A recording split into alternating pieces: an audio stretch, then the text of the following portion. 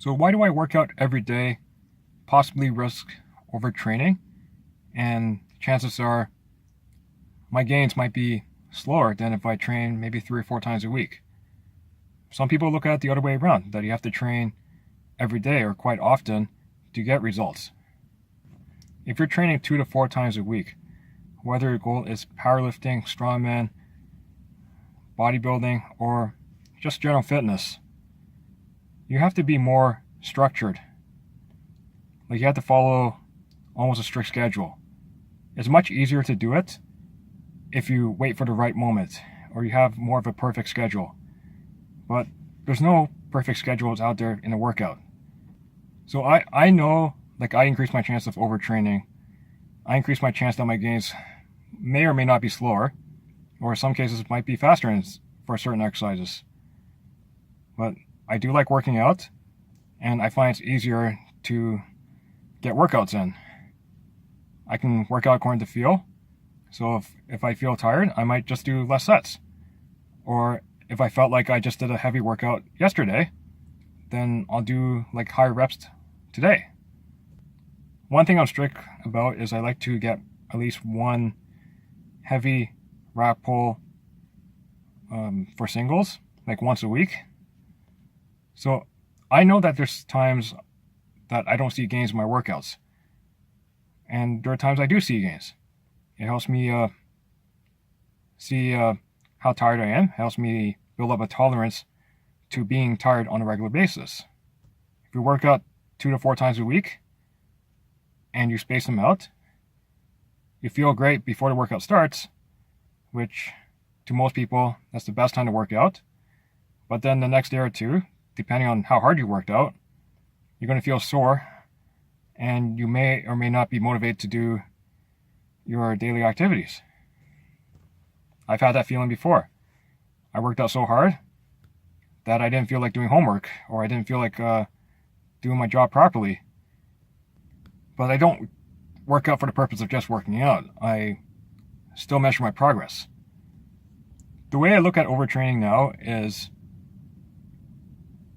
something's missing.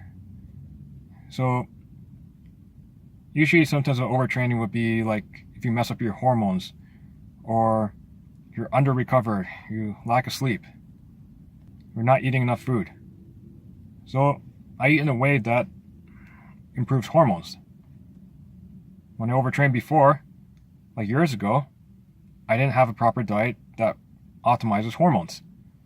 So working out more than an hour to me that time made my hormones worse after training. I would say it might apply today, but I don't usually work out more than an hour a day.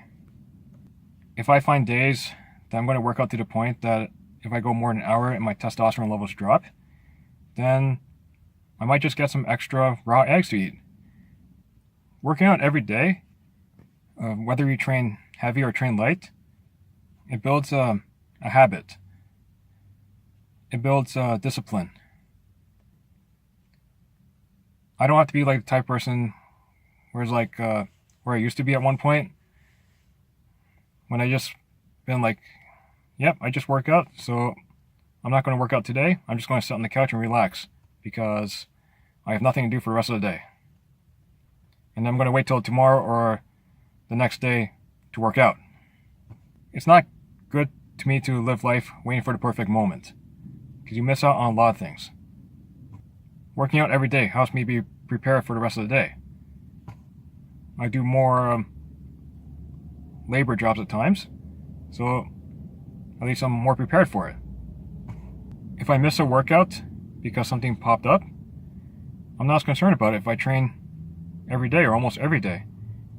But if I train 3 to 4 times a week and I'm scheduled to work out this day, and then when it comes to the perfect moment to actually start working out, something pops up, and then I missed a workout, and then it messes up the schedule.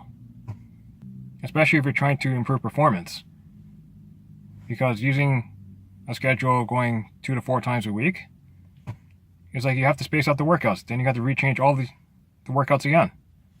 So if you're used to working out Monday, Wednesday, and Friday, and then you have to miss your Monday workout. So then what do? You're going to wait till Wednesday to work out?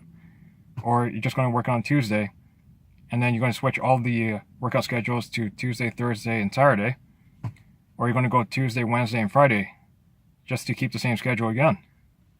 Because if you put your workout on Tuesday and then you still work on Wednesday, your Wednesday workout may not be as good. Part of working out every day is getting used to workout soreness.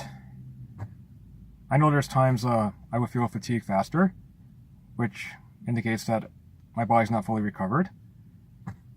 But mentally, it feels like I can just push right through it because I'm so used to training every day. Like at least half the days I wake up, I'm not even sore. And there's even some days, like even the days I wake up sore, all I have to do is just work out a bit and most of the soreness is gone. Like the only soreness that won't disappear is if it's a natural muscular injury that I did something wrong. So on the websites I've read, so on bodybuilding websites, I've read about taking a week or two off from training just to give yourself a break. Let your muscles recover, let your central nervous system recover. So you come back stronger, faster. So you get that beginner's gain again. And I do know that if I take a week off or 2 weeks off, I'm not really going to lose any strength. It's the discipline I can lose by taking a lot of time off. I know there's times I come back from vacation after a week or two. I don't really train, or I don't train as intense as I'm used to. And then when I come back, one of my highest priorities is to get used to training heavy again. It might be a few days, so I don't get overly sore or get injured easily. But I know I'm not going to lose strength. If it's only at most 2 weeks, I lost almost nothing. But there might be times that some items might feel a little bit heavier, but after I get used to it, it only takes like a day or two for me to get used to it again. Like if I was to take a week or two off on purpose because I'm severely drained, like sure, I'll exercise a lot less. Like I might end up doing more like steady state cardio, even though I don't really do steady state cardio myself, and I think it's not ideal for the hormones if you do it for long periods of time, or if it's your only form of cardio.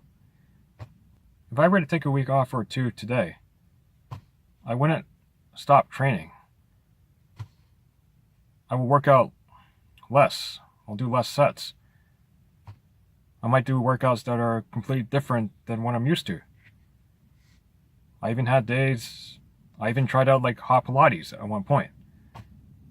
I'll even do hot yoga. Sometimes I'll take time to learn a new exercise and I'll try it out. I know I had days when I maxed out my rack pull above the knee with a whole lot of weight. The next day I actually don't feel as good because my nervous system is so drained. So what I'll do is I alter the starting heights. That way, the weight I lift off the starting heights is not as heavy. The range of motion gone up a bit, so the workout will have a different level of difficulty. Some people look at central nervous system drain differently depending on whether you do a full rep deadlift versus a heavy rack pull above the knee. Because heavy rack pull above the knee, you're going to use a lot more weight, but a lot shorter range of motion, versus a full deadlift, you use a lot less weight, but a much greater range of motion.